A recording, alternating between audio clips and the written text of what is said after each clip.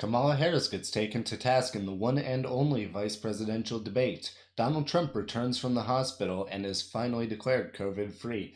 And an anarchist group, of all things, decides to try and kidnap the governor of Michigan. It did not end well for them. All this and more on today's podcast. This podcast broadcasts at 2 o'clock on Sundays. You can view it then or anytime you like throughout the week. Also, consider subscribing as it helps the channel out, and if you don't like the content, you can always unsubscribe at a later date. It's free and it doesn't cost you anything to subscribe, so please consider pressing that button. So the first big piece of news of the week comes courtesy of the vice presidential debate, and depending on who you were, it was either the best debate we've had so far or an absolute snooze fest. Now, I was leaning towards the snooze fest for a little bit, but I think that the way most people seem to get their news, which is through the little snippets that come afterwards, I think most people are going to look at those and think, man, this was a really lively debate. And that comes partially because the format was pretty poor if you were watching the debate live.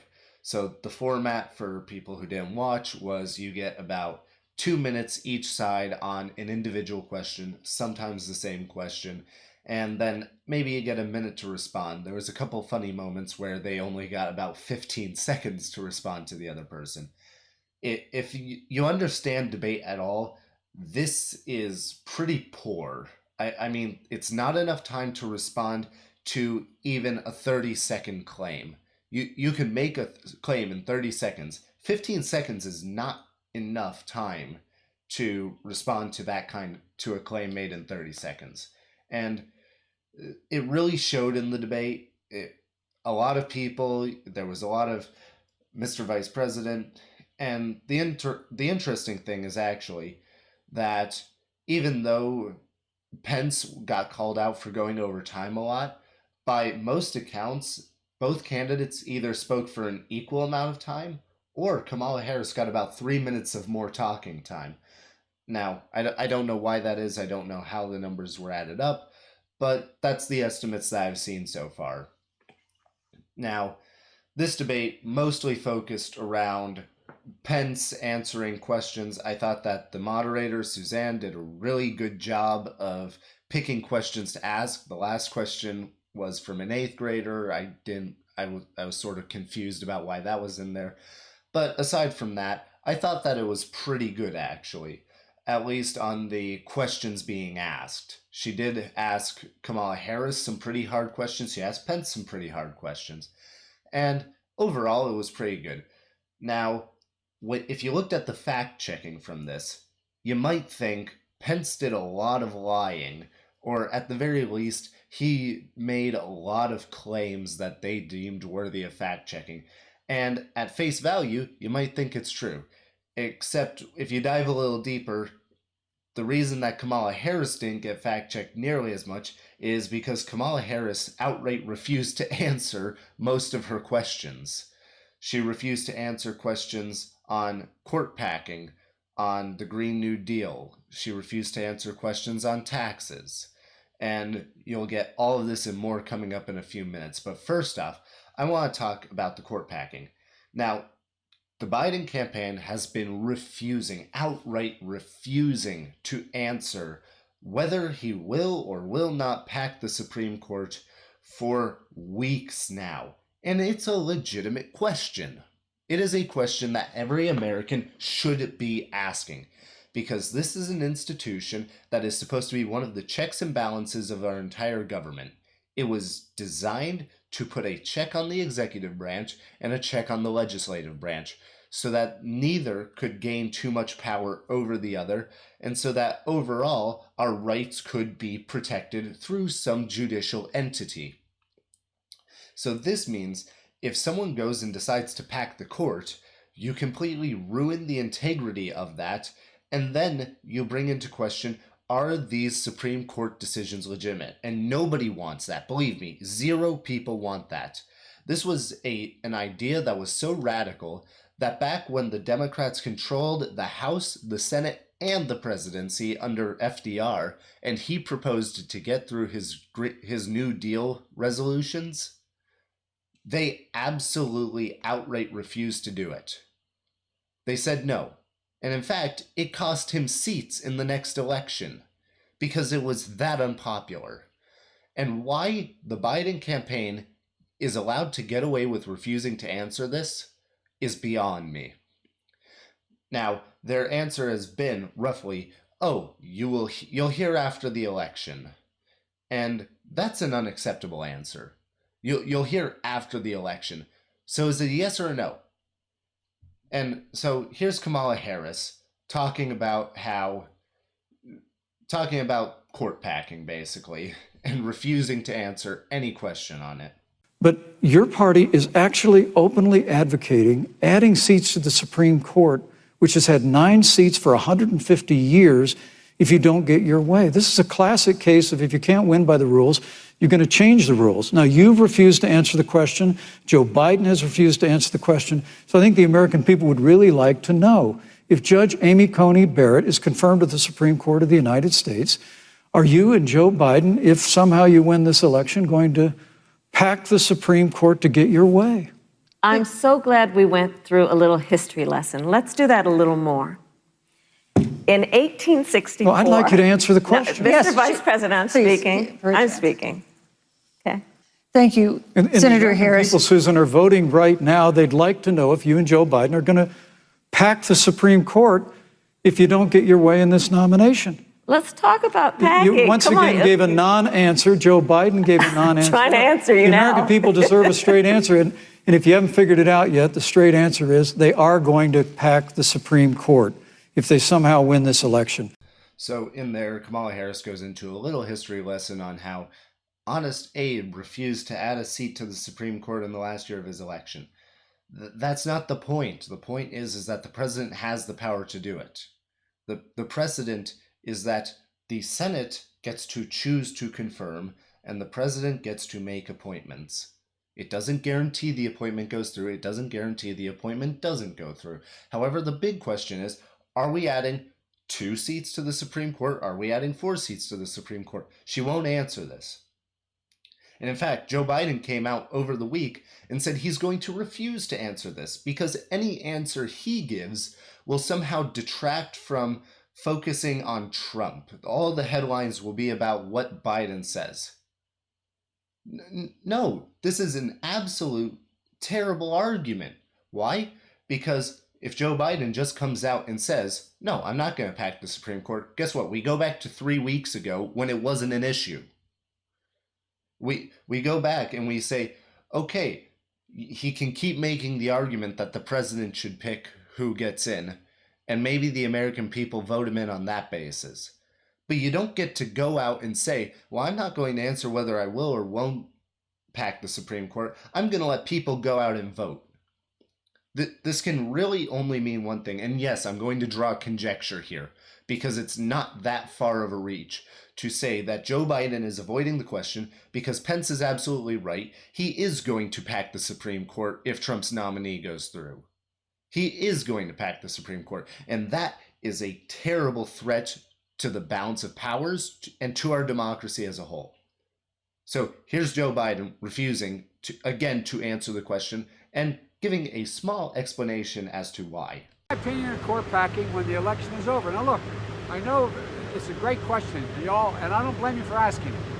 But you know, the moment I answer that question, the headline in every one of your papers will be about that.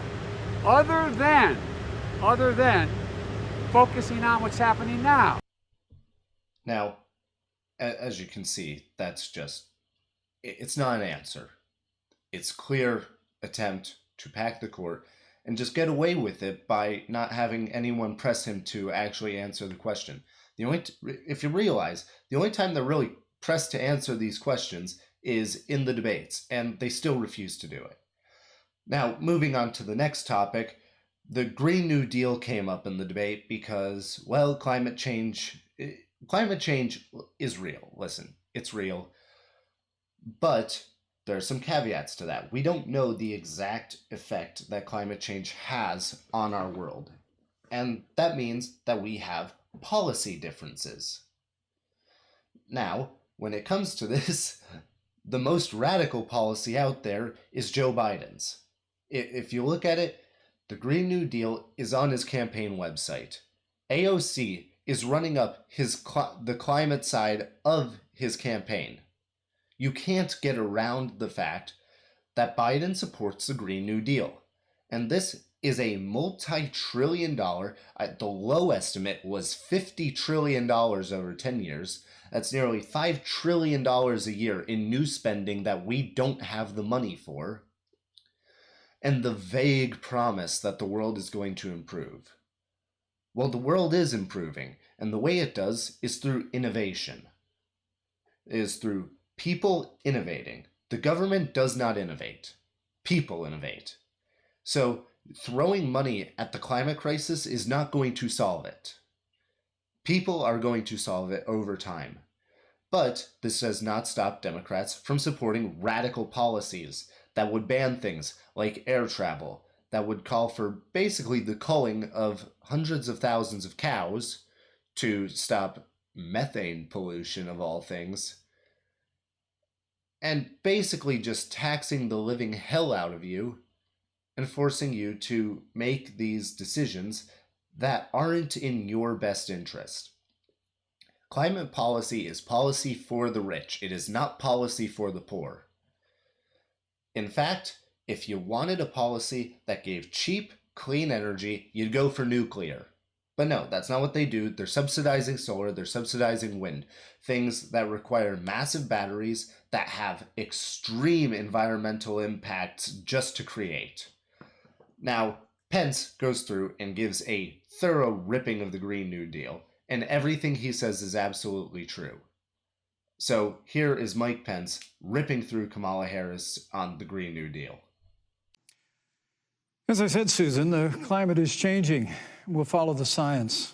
But once again, Senator Harris is denying the fact that they're going to raise taxes on every American. Joe Biden said twice in the debate last week that on day one he was going to repeal the Trump tax cuts. Those tax cuts delivered $2,000 in tax relief to the average family of four across America.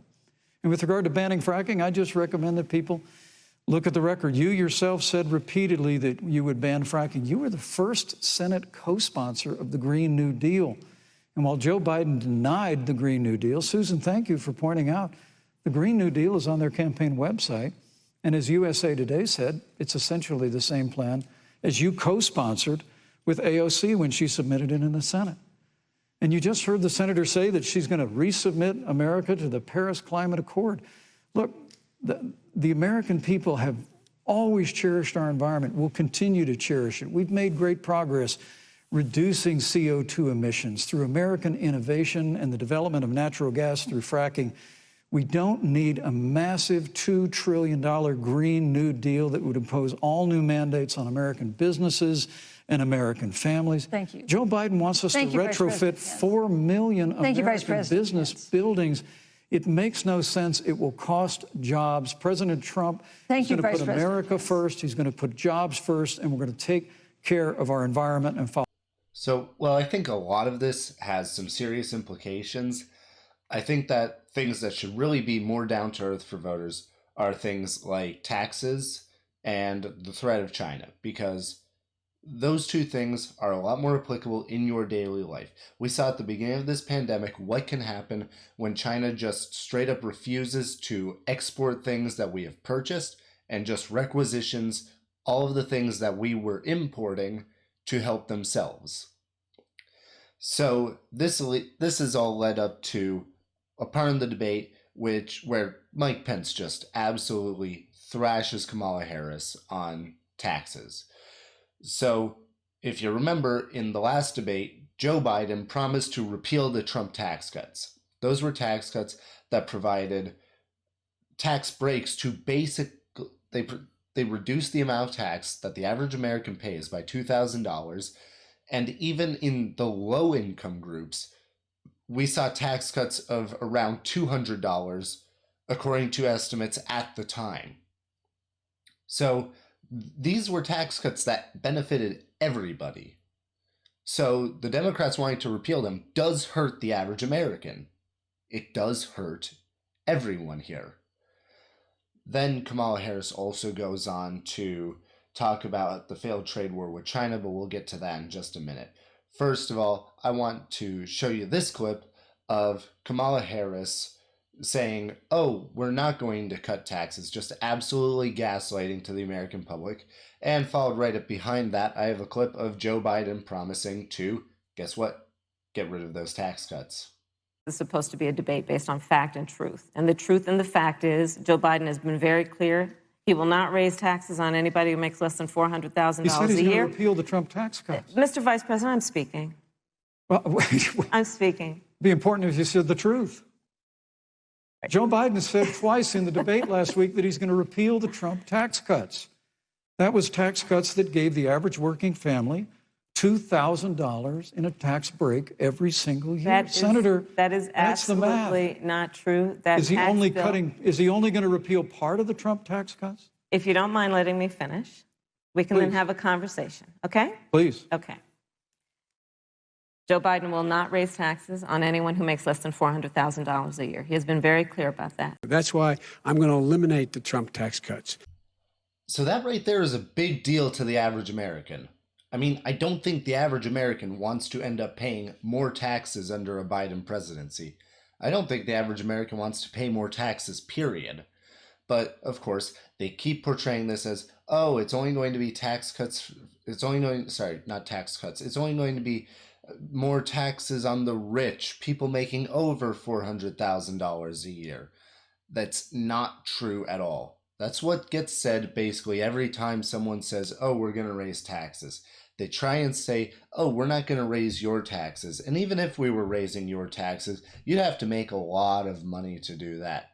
Guess what? Everyone ends up paying these taxes. If the Trump tax cuts get repealed, everyone pays more taxes. And if you think there's not going to end up being some kind of a loophole in these new tax codes, there are always some form of deduction that gets added in. If you remember, Trump got ripped for using the tax code to pay less in taxes. Now, a lot of that story ended up being relatively false.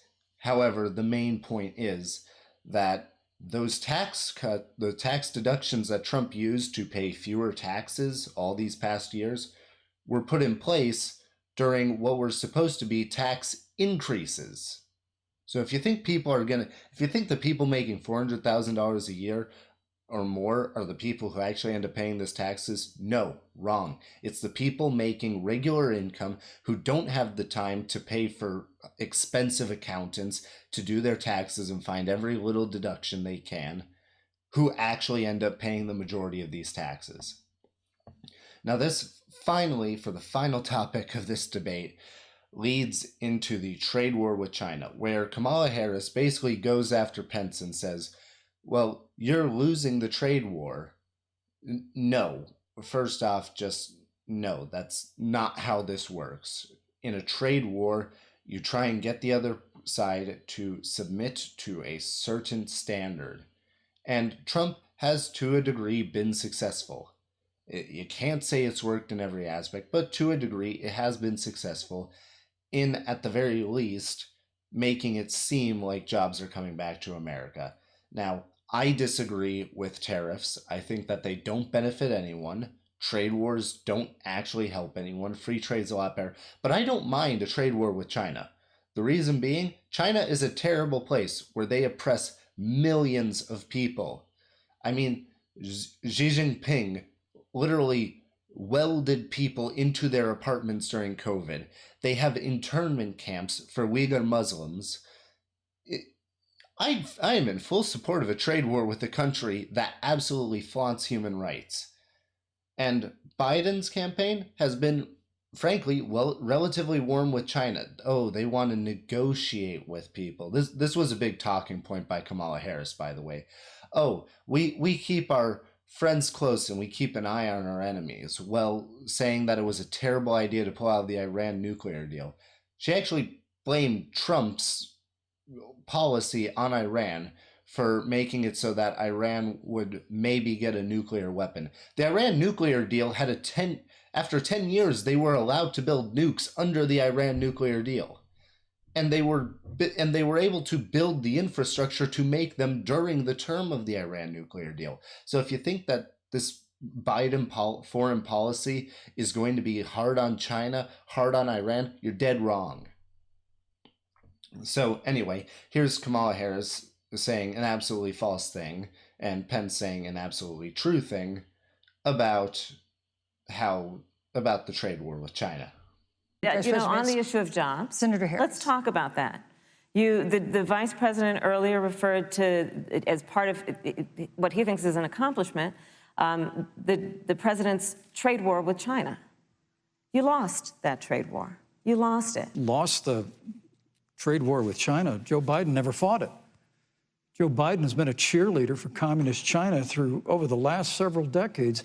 And again, Senator Harris, you're entitled to your opinion. You're not entitled to your own facts. When Joe Biden was vice president, we lost 200,000 manufacturing jobs, and President Obama said they were never coming back. He said we needed a magic wand to bring them back. In our first 3 years after we cut taxes, rolled back regulation, unleashed American energy, this administration saw 500,000 manufacturing jobs created. And that's exactly the kind of growth we're going to continue to see as we bring our nation through this pandemic. So, as is pretty obvious, I thought Pence did really well in this debate. I mean, I didn't think the debate was great entirely. Obviously, both candidates dodged some questions. But for lack of me not wanting to talk about the debate for another 20 minutes, I'm going to move on to the next topic here. So the next big piece of news for this week is, and this really came out of nowhere, I think, as far as most people are concerned, I'm going to call them anarchist group called the Wolverine Watchmen up in Michigan were involved in a plot to kidnap Governor Gretchen Whitmer.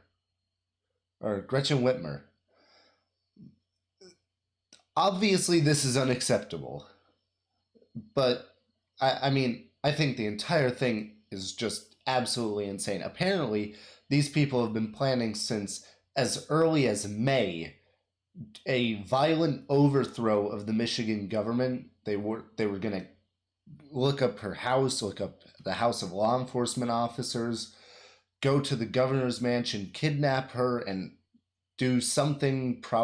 They said they were going to put her on trial for treason. Now, thank God the FBI got involved, the police got involved, and this isn't happening.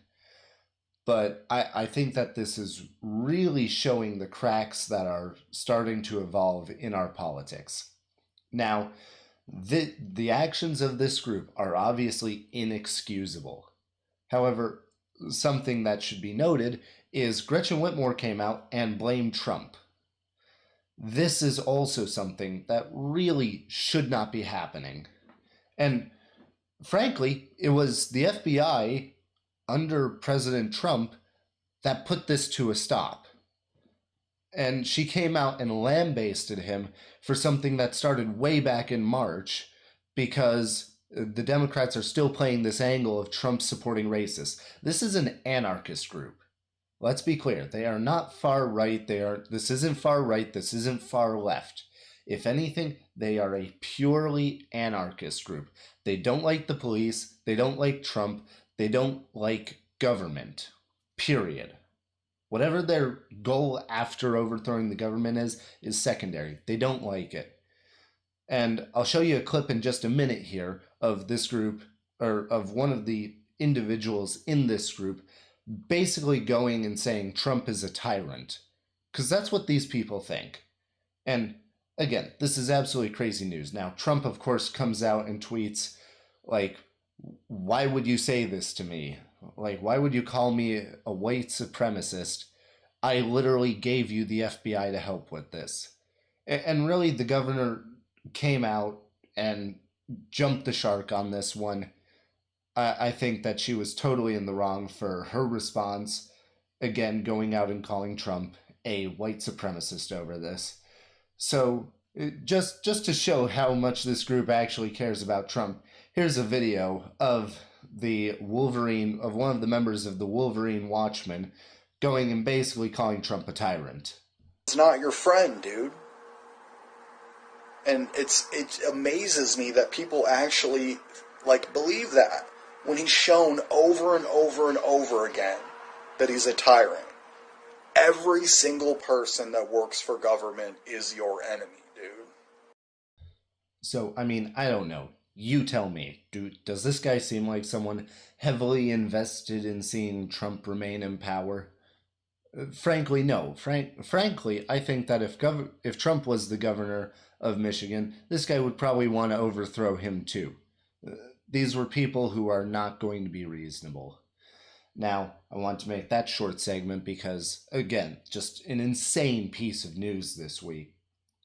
Now, something that the media focused on really early in the week and are focusing again on is Trump's COVID diagnosis, of course. So Trump went back from the hospital on Monday and everyone was so upset. So if you'll remember, when Trump went to the hospital on Friday, everyone was like, "Ooh, this is extremely serious. I wonder if he's actually incapacitated." Then he released a video and he was like, "I'm pretty good." And then you have to be a leader. It was a pretty good video that he released.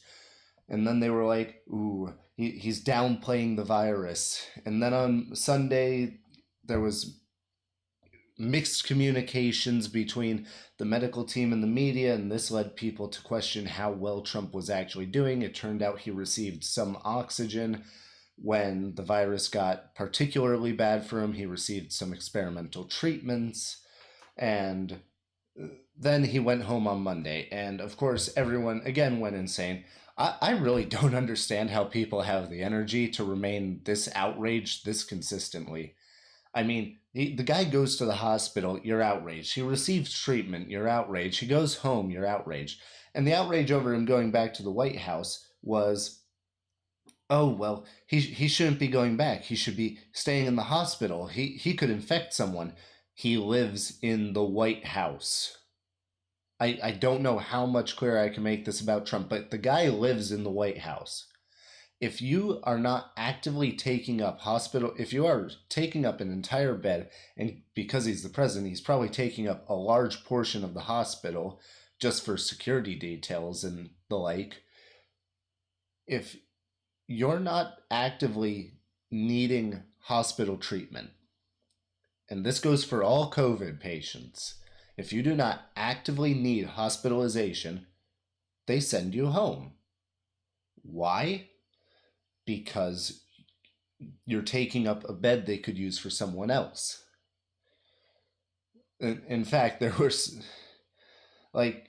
were some calls over all of this to defund Walter Reed Medical Center, a veterans hospital, because, people are crazy. And I don't understand this world anymore.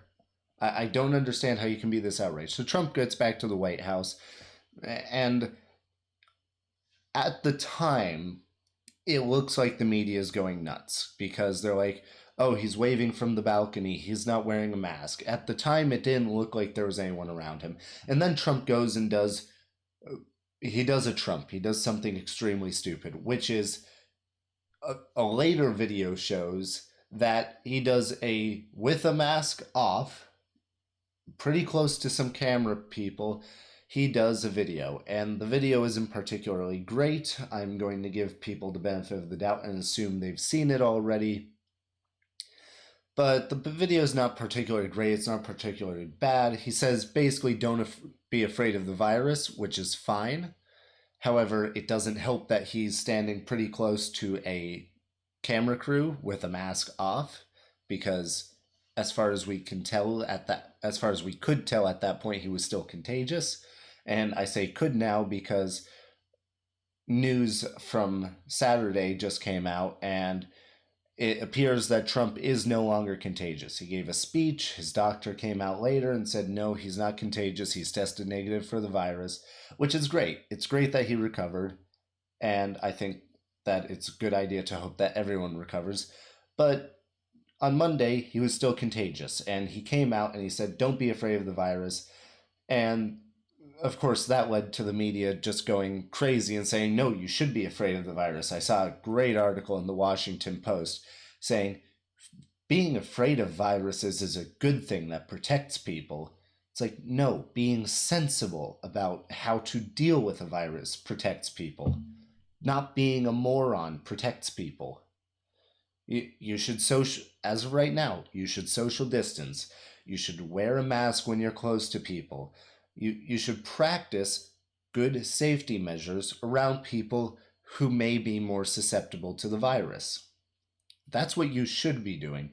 You should not live cowering in fear of something that, as far as we can tell right now, may not go away. They were saying it would be gone by summer. Frankly, a lot of people were saying that early on. Then they were saying, oh, it'll be gone by the end of the year. If the deadline keeps getting pushed back, that's not good. We don't know when this is going to go away. We shouldn't live in fear. We should live with some reasonable alertness of the virus and making sure that we are protecting ourselves and other people reasonably. So Trump came out against the lockdowns, of course, over the week, and I think in general some of his messaging is good. Some of it is not. One of the things he came out and said was, I had to get the virus to show people how not bad it is. I guess it's Trump. His messaging is confusing.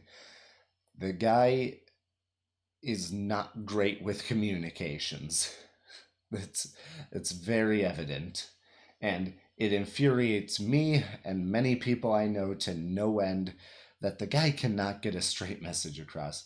Anyway, he got back to the White House. Trump did Trump things, which was stupid.